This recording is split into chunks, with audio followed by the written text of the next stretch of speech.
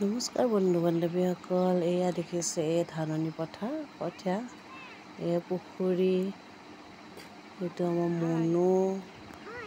আমি গাঁৱলৈকে গৈছিলোঁ, এতিয়া লেটেকু পাৰিম আমি। এইবিলাক লেটেকু লাগি আছে, লেটেকু পাৰিব ওলাইছোঁ আৰু সকলোৱে মিলি খাম আৰু আমি।